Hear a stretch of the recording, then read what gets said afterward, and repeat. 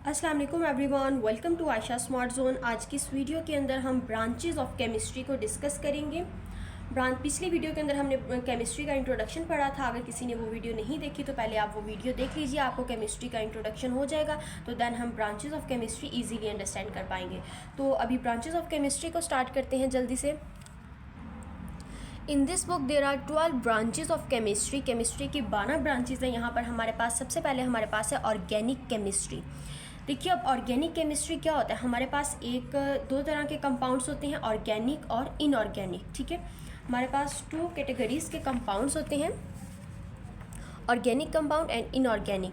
अब जो organic chemistry है, अगर हम इसकी बात करें तो इसके अंदर हमारे पास कार्बन विद हाइड्रोजन की फॉर्मेशन पाई जाती है। ठीक है, सब्सटेंस विद कार्बन हाइड्रोजन, ऐसे सब्सटेंस होंगे जो कि कार्बन और हाइड्रोजन को मिला के चलते होंगे। ठीक है, और दूसरी तरफ इनऑर्गेनिक की अगर बात की जाए तो इसमें CH का कोई कॉन्सेप्ट नहीं होगा। विदाउट CH कॉन्सेप्ट जितने भी सब्सटेंसेस होंगे वो हमारे पास इनऑर्गेनिक कहलाएंगे। ठीक है, वो इनऑर्गेनिक की कैटेगरी के अंदर पाए जाएंगे।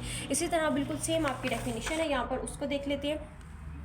Organic chemistry is a branch of chemistry that deals with the substances containing carbon. ऐसे सब्सटेंसेस जिसके अंदर कार्बन पाया जाए वो हमारे पास ऑर्गेनिक केमिस्ट्री कहलाएगी। CH की फॉर्मेशन जिनके अंदर होगी, कार्बन विद हाइड्रोजन पाए जाएंगे, वो हमारे पास ऑर्गेनिक केमिस्ट्री की कैटेगरी के अंदर आएंगे। Except carbonate, bicarbonate, oxides and carbides, इनके अलावा जितने भी होंगे वो सारे ऑर्गेनिक केमिस्ट्री कहलाएंगे। ठीक है, और अगर हम बात करें यहाँ पर जैसे CO2 के अंदर CH का कोई कॉन्सेप्ट नहीं है तो वो इनऑर्गेनिक की एक एग्जांपल हो जाएगी। ठीक है, अब अगर इनऑर्गेनिक केमिस्ट्री की बात करें, inorganic chemistry is a branch of chemistry that deals with the elements and their compound that except organic compounds.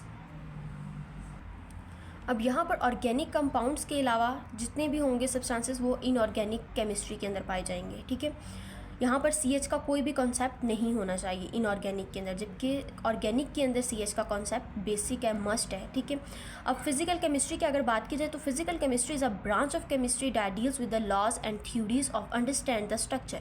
अब हमने फिजिक्स जिसने पढ़ी है उसको तो बहुत अच्छे से क्लियर हो गया होगा कि फिजिक्स के अंदर हम लॉज को पढ़ते हैं, थ्योरीज को पढ़ते हैं, understand the structure and changes of the matter, matter के अंदर क्या क्या चेंजेस आए, कैसे आए, उनके स्ट्रक्चर के बारे में, उसकी थ्योरीज के बारे में, उसके लॉज के बारे में, किस तरह से न्यूटन ने क्या चीज़ ईजाद की और किस तरह से उसकी थ्योरीज आई, और सब को हम लॉज को पढ़ते हैं, थ्योरीज को पढ़ते हैं, तो ये फिजिकल केमिस्ट्री कहलाएगा। ठीक है, नाम से पता चल रहा है आपकी फिजिक्स की बुक के अंदर हम लॉज और थ्योरीज को पढ़ते हैं।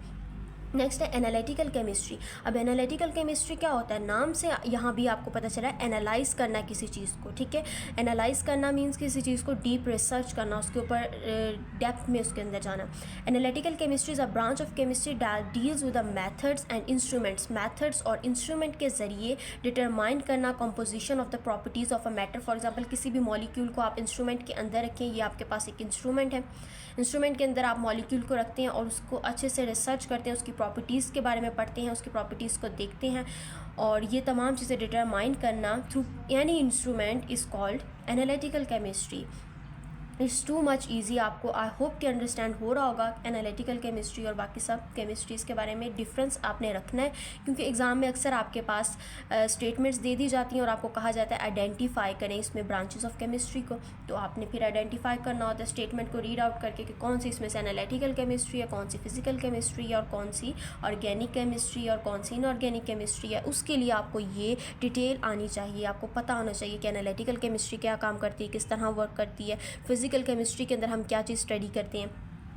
नेक्स्ट हमारे पास है biochemistry, that's also very important and informative. Bio means life. Bio, हम बायो की बुक पढ़ते हैं ना, तो bio means life, bio chemistry यहाँ पर दोनों मिल गए हैं। The branch of chemistry that deals with the physical and chemical changes that occur in living organism. इन जानदारों के अंदर जो भी चेंजेस आते हैं उनके अंदर, उसकी स्टडी करने को हम बायो केमिस्ट्री कहेंगे। ठीक है, next we have the environmental chemistry. Environmental chemistry is a branch of chemistry that deals with the study of chemical and toxic substances. Chemicals और toxic substances की study को करना and that pollutes the environment, जो कि हमारी environment को आलूदा करते हैं, and their adverse effect on human beings, और उनके तमाम effects असरात इंसानों के ऊपर क्या होते हैं, इस चीज़ को हम environmental chemistry कहेंगे। माहौल की chemistry, देखिए नाम से जाहिर हो रहा है माहौल। environmental chemistry एक ऐसी chemistry है जो क्या करती है, स्टडी करती है केमिकल्स को और टॉक्सिक सब्सटेंसेस को, और कौन से टॉक्सिक सब्सटेंसेस जो कि हमारे इन्वायरमेंट को पॉल्यूट करते हैं, ठीक है, और उनके इफ़ेक्ट्स को डिस्कस करती है जो कि इंसानों के ऊपर होते हैं। आई होप कि ये वीडियो आपके लिए इन्फॉर्मेटिव रही होगी। अगर आपको वीडियो इन्फॉर्मेटिव लगी है तो काइंडली से लाइक करें, शेयर करें and subscribe my YouTube channel for more informative video. मिलेंगे अगली ब्रांचेस के साथ। अल्लाह हाफिज़।